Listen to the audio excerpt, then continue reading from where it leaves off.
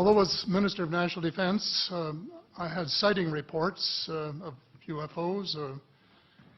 I was too busy to be concerned about them at the time because I was trying to unify the Army, Navy, and Air Force into a single Canadian Defence Force. And that itself was a kind of battle to the finish. So this was not high on my agenda.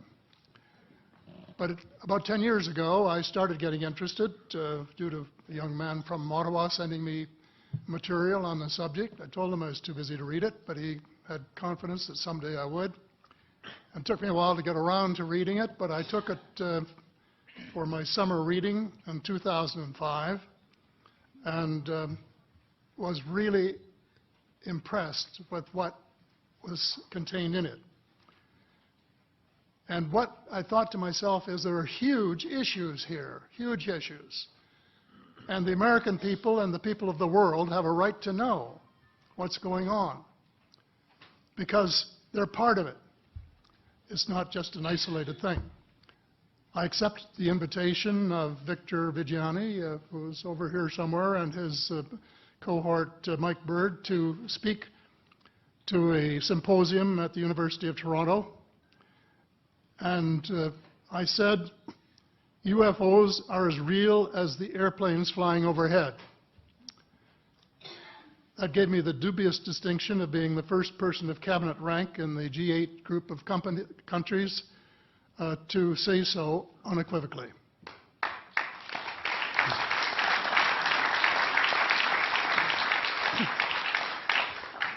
In the 1960s sometime, it was a flotilla of UFOs headed south that crossed into NATO territory in Europe.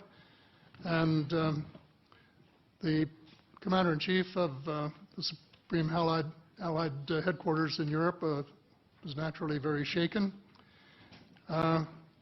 Fortunately, or maybe divine providence, before the panic button was pushed, the flotilla turned around and headed back north. Obviously, they had thought maybe they were Russian, and they were very concerned about it. Anyway, an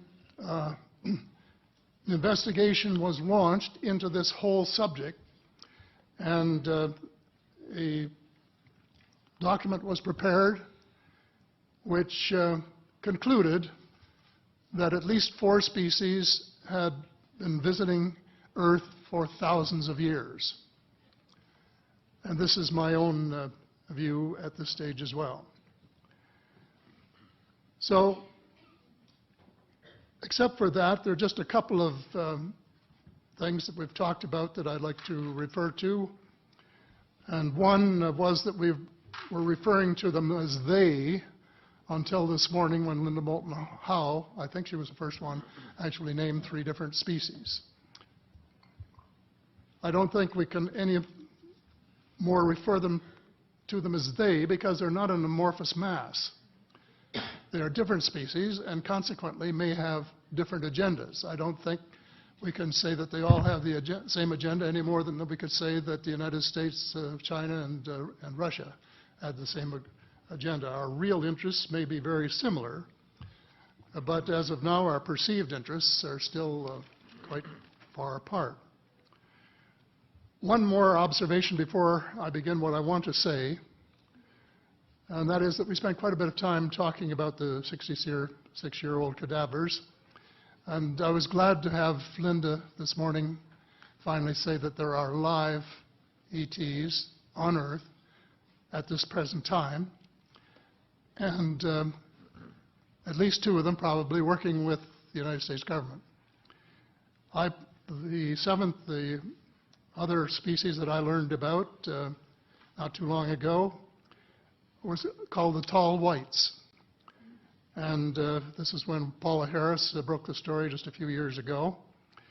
And through her good offices, I had the chance to talk for about 3 hours with former Airman Charles Hall and listen to this absolutely fascinating story of how he was working with, first of all, he was scared out of his skin, but after that, when he got to know them, how he was working with, and finally they became to trust each other and have a good working relationship with the tall whites at the gunnery range at Indian Springs in Nevada, and these tall whites were living on United States Air Force property and working in cooperation with the United States Air Force and sharing technology with them. He wrote a book, incidentally, called Millennial Hospitality.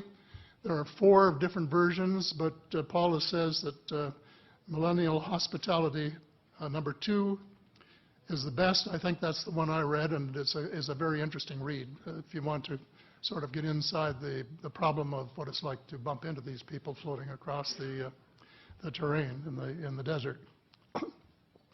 Well, enough on that for now. My interest is in full disclosure. And my only caveat is I think probably I would say 95 to 98% full disclosure. I know of 1 or 2 things that I'm not sure should be in the public domain, at least yet. They will be someday, I'm sure, but not maybe immediately. But just as children survive the idea of the Tooth Fairy and Santa Claus when they become adult, I think that tax-paying citizens are quite capable of accepting the new and broader reality that we live in a cosmos teeming with life of various sorts. The fact that some other civilizations are more advanced than we are may be humbling. It exists, and it's being kept secret by the same vested interests who control our destiny. Who are these vested interests, and what are they up to? Well, Senator, you were talking about a military junta. In my opinion, that is true, but I have broadened and deepened the definition to cabal, and the cabal comprises members of the 3 sisters: the Council on Foreign Relations, the Bilderbergers, and the Trilateral Commission, the International Banking Cartel, the Oil Cartel, members of various intelligence organizations, and select members of the military junta, who together have become a shadow government of not only the United States, but of much of the Western world. The aim of the game is a world government comprising members of the cabal who are elected by no one and accountable to no one. And according to Mr. Rockefeller, the plan is well advanced. Does this help you to understand why our civil rights are being taken away from us? I say us, because Canada too is included in the grand plan. So here we are more than a decade later fighting another war that can't be won. There is no country on earth powerful enough to protect its citizens against fanatical hate, as we learned from the Boston Marathon. And the mere attempt to pursue the impossible pits neighbor against neighbor and the state power structure against everyone. All of the freedoms won by the millions of men and women who fought and died in World War II are being flushed unceremoniously down the drain. The only hope of peace is a negotiated settlement. This will require a paradigm shift in American attitudes. It involves a de facto renunciation of the plan for a new American energy and the adoption of a pledge of cooperation with all humankind to build the kind of world which we are collectively capable of. Young people everywhere need to be challenged by a noble cause. They need to be involved in arresting global warming, creating a banking system that is just and sustainable, and lead the way in the transformation to the new reality that we have to live in harmony with our celestial neighbors, as well as seeking peace on earth. In a word, we have to become spiritual beings and practice the one tenet that the world's major religions have in common, and that is the Golden Rule. Discussions privately with General Secretary Gorbachev. When you stop to think that we're all God's children, wherever we may live in the world, I couldn't help but say to him, just think how easy his task and mine might be in these meetings that we held if suddenly there was a threat to this world from some other species, from another planet, outside in the universe. We'd forget all the little local differences that we have between our countries, and we would find out once and for all that we really are all human beings here on this earth together. Well, I don't suppose we can wait for some alien race to come down and threaten us, but I think that between us we can bring about that realization. In our obsession with antagonisms of the moment, we often forget how much unites all the members of humanity. Perhaps we need some outside universal threat to make us recognize this common bond. I occasionally think how quickly our differences worldwide would vanish if we were facing an alien threat from outside this world. And yet, I ask you, is not an alien force already among us?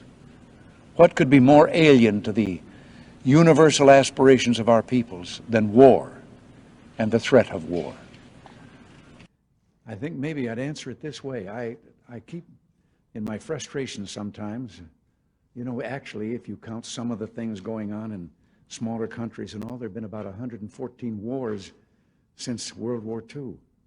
But I've often wondered, what if all of us in the world discovered that we were threatened by a power from outer space, from another planet? Wouldn't we all of a sudden find that we didn't have any differences between us at all? We were all human beings, citizens of the world, and wouldn't we come together to fight that particular threat? Habitation on the moon. We can visit other people with their habitation. We can keep track. If there's something very important to be developed from the moon, I'm not sure what it is right now. And I sure think we should identify what it is for America to make such gross expenditures again for human habitation on the moon. We can help. We can join with. Together, we can explore the moon and develop the moon. We should go boldly where man has not gone before. Fly by the comets, visit asteroids, visit the moon of Mars. There's a monolith there, a very unusual structure on this little potato-shaped object that goes around Mars once in 7 hours. When people find out about that, they're going to say, who put that there? Who put that there? Well, the universe put it there. If you choose, God put it there. Maybe. Imagine these ships engaging in a routine training exercise when an unidentified aircraft with a small radar cross-section appears on the Princeton's radar, heading directly towards the battle group. The aircraft has no transponder and does not respond to radio calls. The Princeton hurriedly contacts two F-18s already aloft to intercept the target. As the two F-18s approach, the four aviators see that the object has no wings or exhaust. It is white, oblong, some 40 feet long and perhaps 12 feet thick. One pilot pursues the craft while his wingman stays high. The pilots are astonished to see the object suddenly reorient itself toward the approaching F-18. In a series of discrete tumbling maneuvers that seem to defy the laws of physics, the object takes a position directly behind the approaching F-18. The pilots capture gun camera footage and infrared imagery of the object, but are outmatched by a technology they've never seen. Fearful for their safety and running low on fuel, both F-18s return to the Nimitz. Yet the strange object remains in the vicinity of the Nimitz for hours, monitored by the USS Princeton and radar aboard a Navy E-2 Hawkeye aircraft. At one point, the object soars to 80,000 feet, hovers, then drops at supersonic speeds, coming to a full stop a mere 50 feet above the ocean, where it resumes hovering.